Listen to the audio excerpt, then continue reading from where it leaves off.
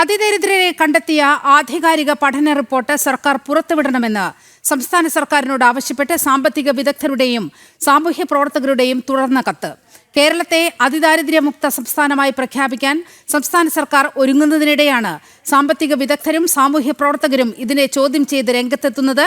വിവരങ്ങളുമായി വീണ MS ചേരുന്നുണ്ട്. വീണ, വളരെ പ്രധാനപ്പെട്ട ചില ആശങ്കകളാണ് സാമൂഹ്യ, സാമ്പത്തിക, സാംസ്കാരിക രംഗത്തുള്ള പ്രഗത്ഭർ ഉയർത്തുന്നത്. ഇതിൽ ഏറ്റവും പ്രധാനമെന്ന് പറയുന്നത് സർക്കാരിനെ പിന്തുണയ്ക്കുന്ന, ഇടതുപക്ഷത്തെ പിന്തുണയ്ക്കുന്ന ബുദ്ധിജീവി വിഭാഗത്തിൽപ്പെടുന്ന ആളുകൾ തന്നെ ഇതിനെതിരെ രംഗത്തെത്തിയിരിക്കുന്നു എന്നാണ്. RVG മേനോൻ, അതുപോലെ doctor KP Kannan, MK Das, doctor CP Rajendran, KG താര, KT രാംമോഹൻ, ഈ പറയുന്ന പേരുകളൊക്കെ സർവാത്മന ഇടതുപക്ഷത്തെ, പിണറായി സർക്കാരിനെ പിന്തുണയ്ക്കുന്നവരാണ്. അവരാണ് ഈ അതിദരിദ്രമുക്തം ഈ പ്രഖ്യാപനത്തിനെതിരെ രംഗത്ത് വന്നിരിക്കുന്നത്. വളരെ കൃത്യമായ ആശങ്കകൾ മുന്നോട്ട് വച്ചിരിക്കുകയാണ് ഇവർ. വിവരങ്ങൾ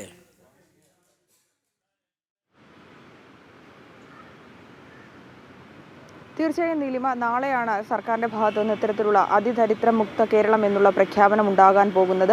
ഇതിന് മുന്നോടിയായാണ് ഇടതുപക്ഷ സർക്കാരിനെ അടക്കം പിന്തുണയ്ക്കുന്ന സാമ്പത്തിക രംഗത്തെയും സാമൂഹിക രംഗത്തെയുമുള്ള വ്യക്തികൾ ഇത്തരത്തിലുള്ള ഒരു തുറന്ന കത്ത് മുഖ്യമന്ത്രിക്ക് നൽകിയിരിക്കുന്നത്. അതിൽ ഏറ്റവും എടുത്തു പറയേണ്ടത്, ഇതുമായി ബന്ധപ്പെട്ട് ഒരു പ്രഖ്യാപനം നടത്തുമ്പോൾ കേരളത്തിൽ ഈ റേഷൻ കാർഡിൻ്റെ അടക്കം പരിശോധിക്കുകയാണെങ്കിൽ ഈ വിഭാഗങ്ങളായി തിരുത്തുന്നുണ്ട്. അതായത് അതിദരിദ്രർ, ദരിദ്രർ, ദാരിദ്ര്യരേഖ, അങ്ങനെ ഉയർന്നു നിൽക്കുന്നവരെന്ന രീതിയിൽ 4 തരത്തിലാണ് ഈ കാർഡിനെ തിരിച്ചിരിക്കുന്നത്. അതിൽ ഏറ്റവും ദരിദ്രരായി കാണുന്നത് മഞ്ഞക്കാർഡുള്ളവരെയാണ്. ആ മഞ്ഞക്കാർഡുള്ളവർക്ക് കേന്ദ്രത്തിൽ നിന്ന് സഹായം ലഭിക്കുന്നുണ്ട്. അവർക്ക് അന്നയോജന പദ്ധതിയിലൂടെ 5 ലക്ഷത്തിലധികം കുടുംബങ്ങൾക്ക്, അതുപോലെ തന്നെ ലക്ഷക്കണക്കിന് കുടുംബങ്ങൾക്കാണ് ഇത്തരത്തിലുള്ള ഈ ഒരു പ്രയോജനം കിട്ടുന്നത്. ഇത്തരത്തിലുള്ള പ്രഖ്യാപനം മൂലം കേന്ദ്ര സഹായം ഇവർക്ക് നഷ്ടപ്പെടും. ഈ പദ്ധതികൾ നടപ്പാക്കുന്ന കാര്യത്തിൽ സർക്കാരിന് വീഴ്ചകളൊക്കെ വൈകി നടത്തുന്ന ഒരു സാഹചര്യം കൂടി ഉണ്ടായിട്ടുണ്ട്. ഈ ഗുണഭോക്താക്കളെയൊക്കെ നമ്മൾ നേരത്തെ അടക്കം ഈ വാർത്ത പരിശോധിച്ചിരുന്നപ്പോൾ കേരളത്തിൽ വളരെ കുറച്ച് പേർക്കാണ് ഇത്തരത്തിൽ കേന്ദ്ര സർക്കാരിൻ്റെ പദ്ധതികൾ കൊണ്ടുള്ള ഗുണങ്ങൾ ലഭിച്ചത്. എന്നാൽ ഇതുമായി ബന്ധപ്പെട്ട് ഇത്തരത്തിലുള്ള പ്രഖ്യാപനങ്ങളിലേക്ക് കടക്കുമ്പോൾ അത് പൊതുജനങ്ങളെ ബാധിക്കും. കേന്ദ്രത്തിൽ നിന്നടക്കം ലഭിക്കേണ്ട സഹായങ്ങളെ കാരണമാക്കും. ആ സഹായങ്ങൾ മുടങ്ങുന്നതിന് കാരണമാകുമെന്നുള്ള ആശങ്കയാണ് ഈ ഒരു കത്തിൽ മുന്നോട്ട് വയ്ക്കുന്നത്. അത് മാത്രമല്ല, ഏറ്റവും എടുത്തു പറയാനുള്ളത്, ഇത്തരത്തിലുള്ള കത്ത് എഴുതിയിരിക്കുന്നതിൽ ഈ തിരഞ്ഞെടുപ്പ് മുന്നിൽ കണ്ടുകൊണ്ടുള്ള ഒരു സർക്കാരിന്റെ നീക്കമാണ്. ആളുകളൊക്കെ പറയുന്നത് അതിദാരിദ്ര്യ നിർമ്മാർജ്ജനം ലാഘവത്തോടെ കൈകാര്യം ചെയ്യേണ്ട പ്രശ്നമല്ല, അതിനെ ഒരു പ്രചാരവേലയാക്കുന്നത് അസ്വീകാര്യമാണ്. അതുകൊണ്ട് അവർ ഉന്നയിക്കുന്ന ചില ആശങ്കകളുണ്ട്.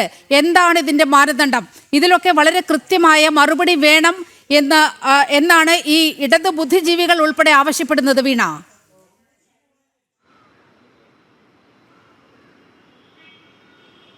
തീർച്ചയായും അത് തന്നെയാണ് ഈ കത്തിലടക്കം ആവശ്യപ്പെടുന്നത്. എന്ത് മാനദണ്ഡത്തിൻ്റെ അടിസ്ഥാനത്തിലാണ് ഇത്തരത്തിലുള്ള ഒരു പഠനം നടത്തിയിരുന്നു, അല്ലെങ്കിൽ ആളുകളിൽ നിന്ന് ഇത്തരത്തിൽ ആളുകളെ എന്തിൻ്റെ അടിസ്ഥാനത്തിലാണ് ഈ ദാരിദ്ര്യരേഖയ്ക്ക് അതിദാരിദ്ര്യ മുക്തരാക്കുന്ന നടപടികളിലേക്ക് സംസ്ഥാനം കടന്നിരിക്കുന്നത്? ആ മാനദണ്ഡങ്ങൾ എന്തൊക്കെയാണ്? ഇത്തരത്തിൽ കാർഡുകളുള്ള പൊതുജനങ്ങൾ സാധാരണക്കാർക്കടക്കം ഒരു ആശങ്കയുണ്ട്. കേന്ദ്ര സർക്കാരിൻ്റെ ഇത്തരത്തിലുള്ള പദ്ധതികളും സഹായം ലഭിച്ചുകൊണ്ടാണ് അവരുടെ ജീവിതം മുന്നോട്ട് പോകുന്നത്. സംസ്ഥാന സർക്കാരിൻ്റെ പല പദ്ധതികളും പരാജയപ്പെട്ടിരിക്കുകയാണ്. മാത്രമല്ല, പദ്ധതികൾ നടപ്പാക്കുന്നതിലും സർക്കാർ പൂർണ്ണ പരാജയപ്പെട്ടിരിക്കുന്ന ഒരു സാഹചര്യം കൂടി നിലനിൽക്കുന്നുണ്ട്. ഏറെ ഗുണപ്രദമാകുന്നത് കേന്ദ്ര സർക്കാരിൻ്റെ പദ്ധതികളാണ്. അപ്പോൾ ഇത്തരത്തിൽ കൃത്യമായ മാനദണ്ഡങ്ങളില്ലാതെ, കൃത്യമായിട്ട് പഠനങ്ങളില്ലാതെ, കൃത്യമായിട്ടുള്ള വിലയിരുത്തലില്ലാതെ ഇത്തരം ഒരു പഠനത്തിലേക്ക് പോകുമ്പോൾ അത് സംസ്ഥാനത്തിന് പലതരത്തിലുള്ള, അതായത് സാധാരണക്കാരെയാണ് ഏറ്റവും കൂടുതൽ ബാധിക്കുക.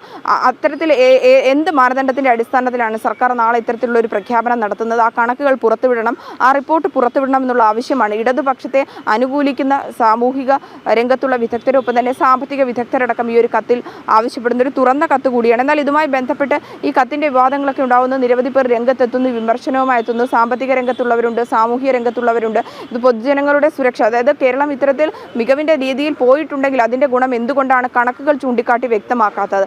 എപ്പോഴാണ് ഇത്തരത്തിലുള്ള ഒരു പഠനം സംസ്ഥാന സർക്കാരിൻ്റെ ഭാഗത്തുനിന്നുണ്ടായത്? ഇതുമായി ബന്ധപ്പെട്ടുള്ള അറിവുകളൊന്നും പൊതുജനങ്ങൾക്കില്ല എന്നും ഒരു ഭാഗത്ത് നമുക്ക് മനസ്സിലാക്കാൻ സാധിക്കുന്നുണ്ട്.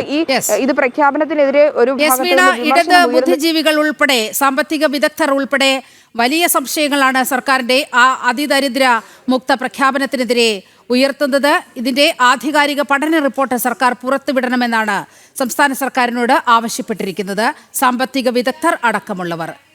വീണയാണ് വാർത്തയുടെ വിശദാംശങ്ങൾ പങ്കുവച്ചത്.